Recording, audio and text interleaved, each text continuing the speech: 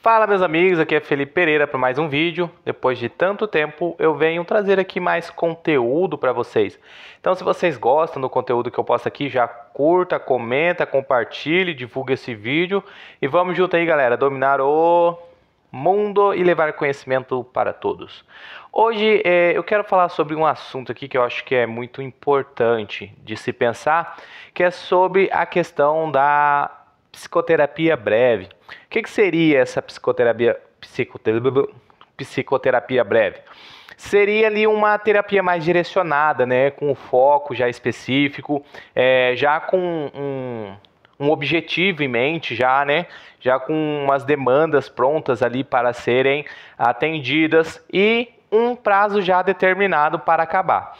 Hoje em dia existem várias abordagens que trabalham com esse tipo de psicoterapia breve, sendo uma das mais famosas a TCC, né? A TCC geralmente estabelece um objetivo, quantas sessões serão necessárias para estar alcançando esse objetivo. É claro que a TCC também se aprofunda, né? Trabalha traumas de infância, mas tem esse lado dela ali de já ter objetivos estabelecidos e tentar ali alcançar essas metas através das sessões já previamente determinadas. Mas enquanto a psicanálise, porque existem movimentos aí que já tem a psicoterapia breve com orientação psicanalítica, ou seja, que usa ali de elementos da psicanálise para fazer um atendimento mais pontual.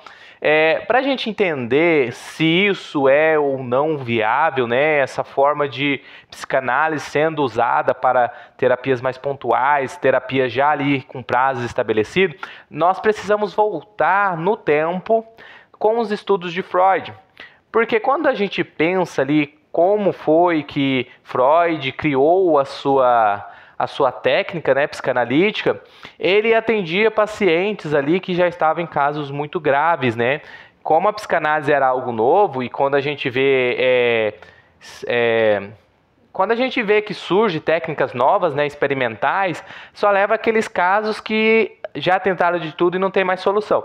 Basicamente era isso que acontecia quando Freud criou a sua técnica, ou seja, ele só pegava casos bem complexos mesmo.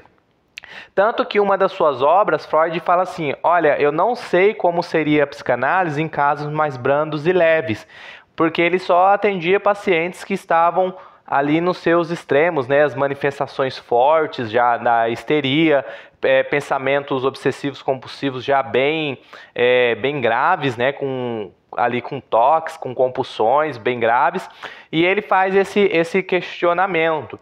E na época de Freud, naquela psicanálise mais clássica mesmo, assim, aquela mais primordial, as sessões não eram como a gente vê hoje em dia, né, sendo uma sessão por semana, né? De primeiro, Freud tinha ali de 5 a 6 sessões e o famoso ali dia de descanso era como se fosse uma pausa nessas sessões, e essa pausa ela era vamos dizer assim, prejudicial para o tratamento, né? Porque daí quebrava tudo aquilo que vinham trabalhando durante a semana.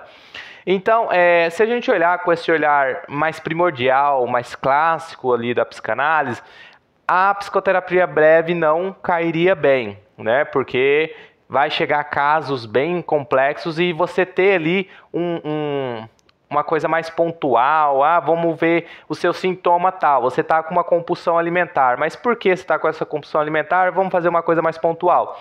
E isso daí quebra das regras fundamentais da psicanálise, que é a associação livre.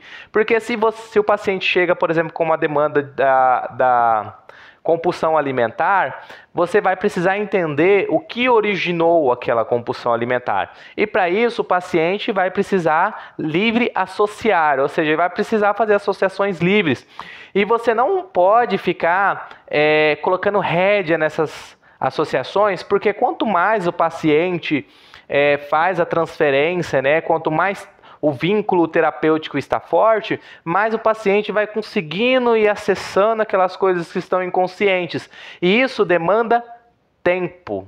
A psicanálise, para ser efetiva, ela demanda tempo, para ela poder chegar lá naquela raiz, né, dos conflitos, na raiz dos sintomas, das inibições, ela demanda tempo.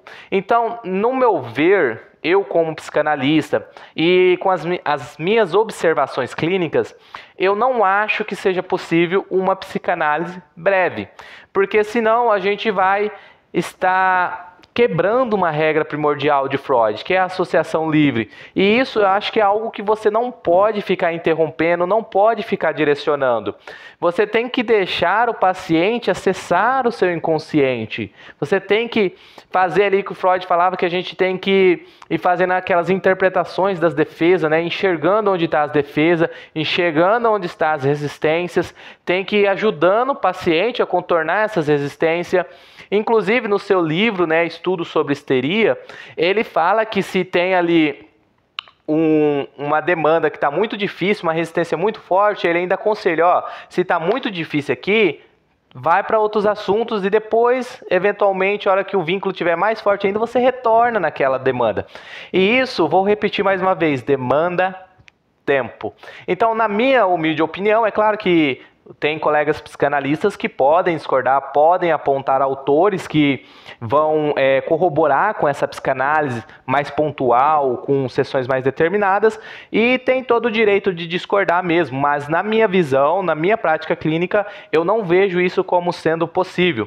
É claro que alguns textos de Freud também, ele trata essa questão de uma análise pontual, vamos dizer assim, e uma análise que não se termina. Ele fala isso ali sobre análise terminável e interminável. Me fugiu agora o nome do texto, mas é sobre análise terminável e interminável, né?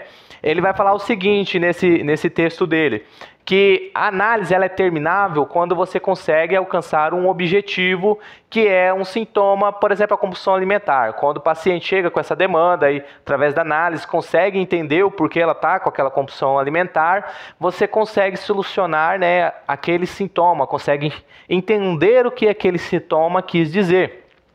Mas Freud vai dizer também que a análise é interminável, por quê? Porque a gente não cessa o inconsciente. O inconsciente, ele é muito maior, muito mais amplo, tem muito mais conteúdo do que o consciente. Ou seja, então sempre haverá demandas. Enquanto a gente viver, haverá demandas. E uma coisa que é muito importante se ater, que Freud ele fala que os sintomas são sobredeterminados. Ele fala assim, olha, apenas um fluxo de pensamento inconsciente não é suficiente para criar um sintoma. São vários fluxos que se unem e abrem uma via de acesso ali, que é o sintoma. Ou seja, então essa compulsão alimentar, você vai chegar na origem, mas você pode estar chegando apenas em um fluxo de pensamento inconsciente, mas vai haver outros fluxos de pensamento inconsciente que vão acessar essa via, esse caminho que já está aberto. Ou seja, então aqui a gente pode trabalhar de análise, trabalhou 2 anos com a paciente e ela conseguiu uma melhora significativa, conseguiu entender por que ela comia tanto, né? E conseguiu ali, vamos dizer assim, se curar. Só que depois de um tempo pode acontecer alguma situação alguma representação que vai tocar naquela representação inconsciente, ela pode ver uma experiência que vai tocar na experiência inconsciente e ela vai voltar à compulsão alimentar, mas já não é mais aquele fluxo, é uma outra coisa que se aproveitou do caminho aberto.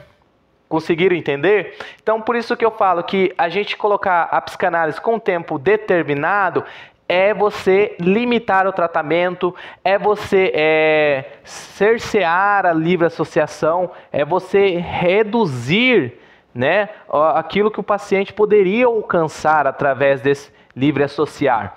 Então, eu volto a afirmar aqui, para mim, caso alguém discorde, por favor, deixe aí a sua discordância, deixe os motivos que você discorda, mas para mim não é possível.